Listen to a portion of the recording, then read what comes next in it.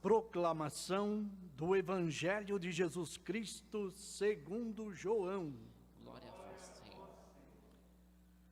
Depois de lavar os pés dos discípulos, Jesus lhes disse: em verdade eu vos digo, o servo não está acima do seu senhor, e o mensageiro não é maior que aquele que o enviou.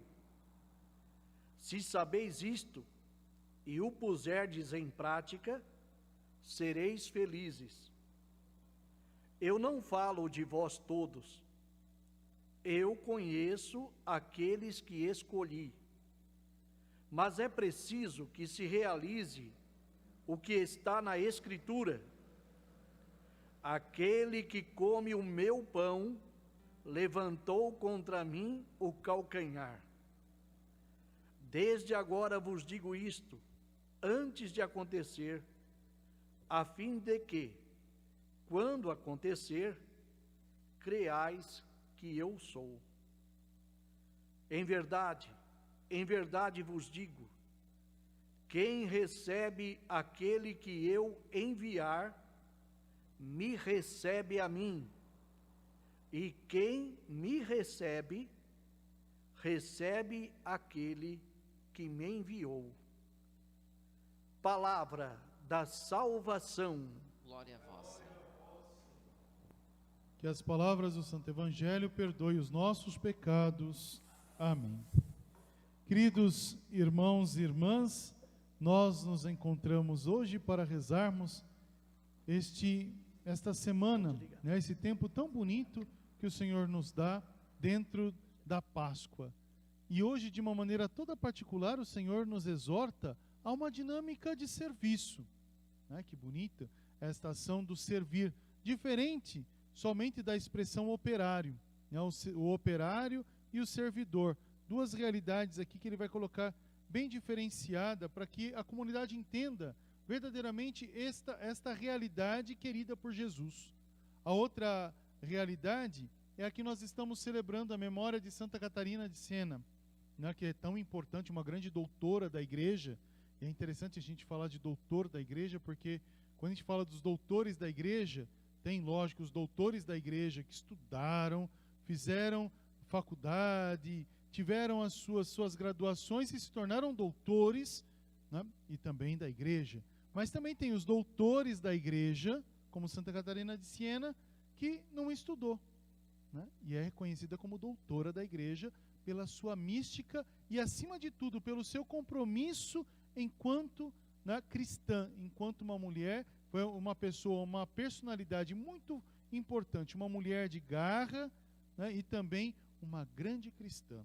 Veja que interessante o primeiro passo, para depois a gente falar o exemplo que é Santa Catarina de Siena. A primeira parte é essa, o Senhor nos ensina a servir. Veja que interessante, nós estamos no texto do lava-pés aqui.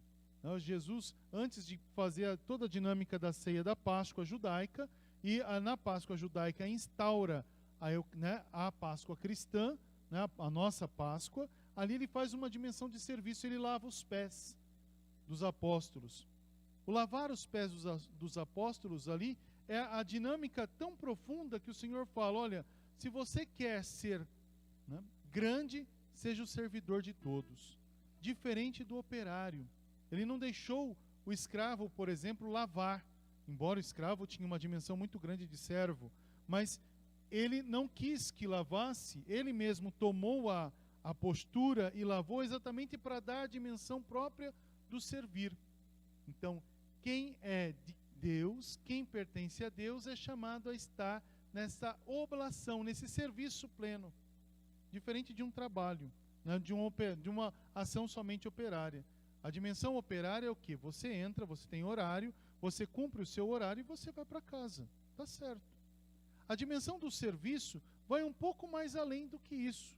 Você pode ter o horário, você pode ter ação, só que diferente do operário, que não cria um vínculo, nessa dimensão do texto que estou falando, que não cria um vínculo com a sua empresa, que não se incorpora dentro desse mistério, ele não tem nada, ou seja, se a empresa cresce ou não cresce, falha ou não falha, né?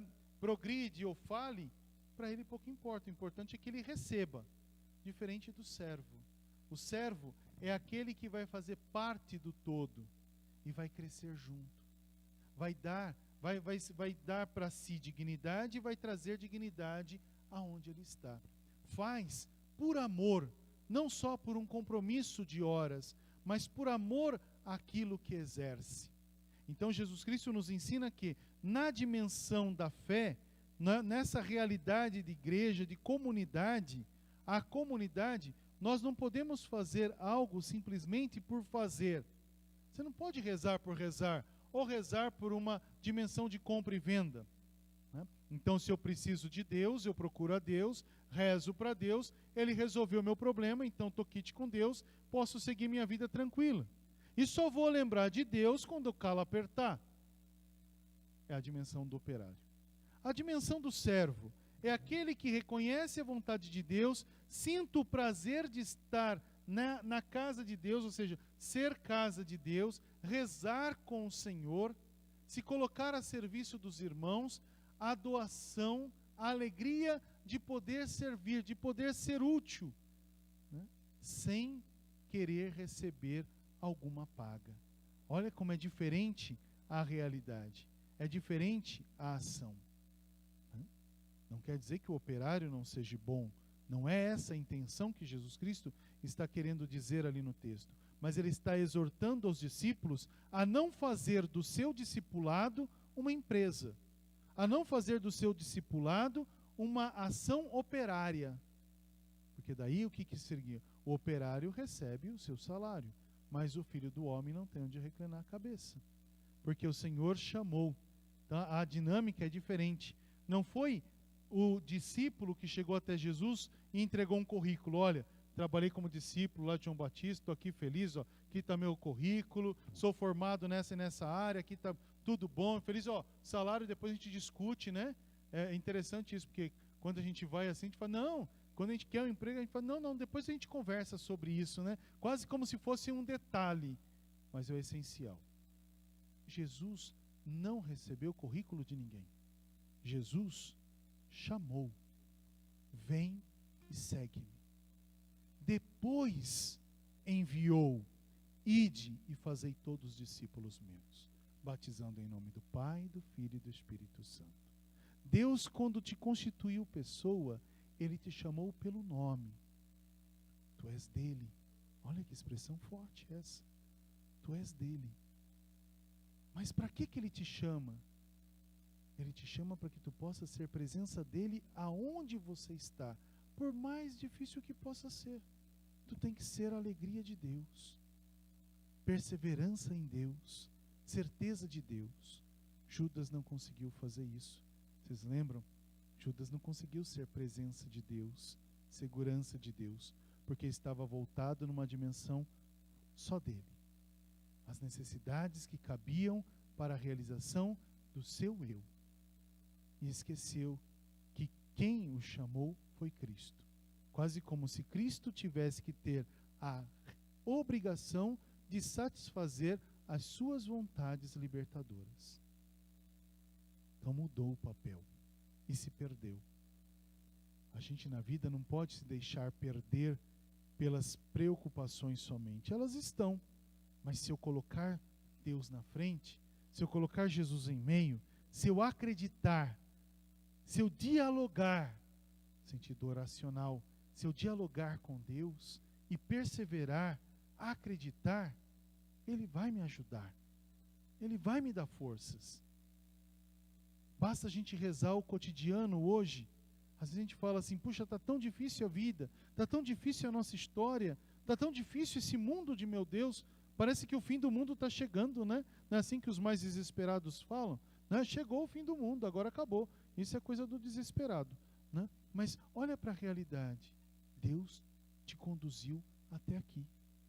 Louvado seja Deus, grande milagre. Isso é prova concreta de que o Senhor não nos abandona. Ele permanece conosco. Olhando para isso, a gente lembra de Santa Catarina de Siena, né? Também chamada Sena, né? Lá na Itália, Siena, a gente reza essa mulher. Ela é uma mulher de uma época, do século XIV, né? Filha de pessoas importantes da cidade de Siena. Embora a gente observe, se você entrar lá no Santo Google, né, para ver as imagens, você vai ver a imagem de Santa Catarina de Siena, né, como uma freira.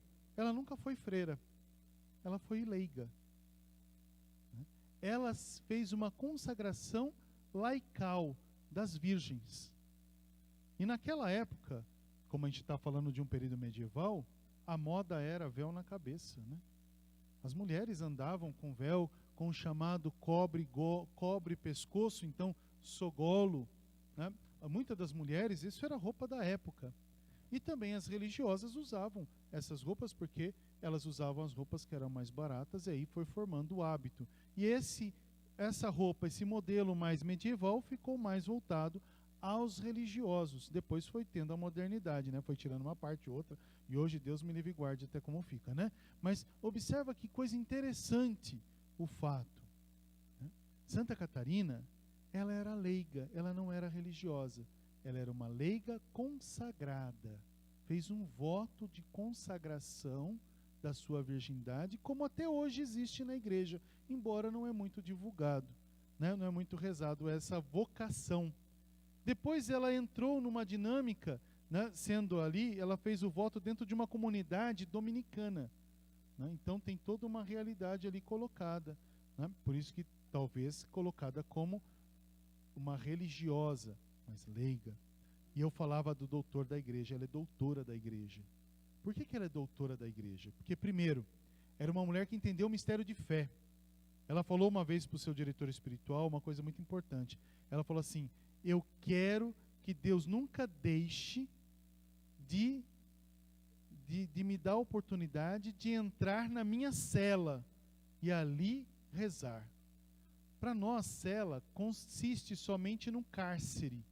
Para os religiosos, cela significa quarto, local onde se mora. Então ela falava assim que a sua cela, o seu quarto, aonde ela dialogava com Deus, tinha que ser o seu coração. Então ela fala assim, onde você... Isso é uma expressão tão bonita porque é bíblico isso, né? E ela não tinha, e um detalhe, ela era semi-analfabeta, né? Ela não era uma pessoa que entrou nas escolas, ela era semi-analfabeta, ela sabia o básico, né? Então a profundidade começa aí. Pega um texto bíblico, você quer dialogar com o teu Senhor, você quer escutar a Deus, você não vai escutar pelo ouvido, você vai escutar no coração. Então fecha a porta, entra no teu quarto, quer dizer, entra na tua intimidade e se encontre com Deus que está nesse esconderijo. E ali você vai dialogar com Ele e procurar o primeiro passo, que é a paz. E ela fez isso, porque naquela época, no século XIV, teve uma grande... A gente fala da igreja hoje que está difícil, né? É um papa emérito, é o papa atual, e o povo fica se divergindo, esquece que o papa emérito é emérito, então não é mais papa, né? É papa enquanto título, mas é emérito, né? Olha que interessante o fato, mas o papa atual é que rege, e naquele tempo dela a coisa estava pior ainda, porque aqui ainda temos duas tendências, na dela estava mais complicado ainda, porque o papa Gregório tinha saído de Roma, expulso de Roma e se refugiado na França, em Avignon, né? Depois a gente vai ver que na igreja vai ter mais complicação ainda. E ela vai ser, por isso que é a figura da mulher e a figura da religiosa, da cristã, forte. Não precisou os grandes teólogos, os grandes magistrados e cardeais, quem convenceu o Papa a voltar para Roma? Santa Catarina. Ela foi falar com o Papa.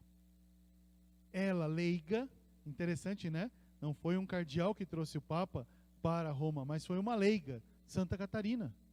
Ela que foi conversar com o Papa e falar dos valores, e quase como uma reforma da igreja, ela conseguiu trazer o Papa para Roma para continuar dentro da dinâmica do governo. Olha que ação importante, né? Ela é doutora da igreja porque ela soube sabiamente se deixar guiar pelo Espírito Santo, se deixar conduzir pela força do Espírito, escutar a Deus que fala ao coração e não fugir da vontade de Deus, não temer a vontade de Deus e, acima de tudo, não fazer aquilo que ela queria fazer, mas ela foi um verdadeiro instrumento do Senhor para a edificação da igreja. Santa Catarina é uma mulher forte, leiga, né? Quando a gente fala da leiga, não quer dizer que é desprovida do conhecimento. Leiga aqui no sentido de ser comunidade. Ela formou comunidade. A primeira comunidade que ela fez, ela quis formar comunidade com o Papa. Ela falou, olha, como eu preciso de ti, tu precisas também da igreja. Dessa unidade e desse diálogo de amor, né? Dessa dinâmica. Somente se a gente for voltado a Jesus, a gente muda. Agora, se formos voltados somente aos nossos interesses, nós perdemos. Que Santa Catarina nos ensine a viver essa dinâmica do serviço. Porque como lavastes os meus pés, Senhor, me ensinastes a lavar os pés dos meus irmãos. Religiosamente podemos dizer, Catarina ensinou o Papa a lavar os pés, né? Então, a ser servidor e não apenas um operário dentro da fé. Porque é muito triste a gente buscar essa dinâmica da igreja, da missionariedade, como uma realidade operária. Faço para receber. Não, né? Como um salário. Faço porque Deus me chamou a servir. Faço porque Deus me chamou a estar a serviço da sua comunidade, a nossa comunidade. Que Deus nos abençoe e nos guarde e nos conduza sempre ao caminho da vida. Amém.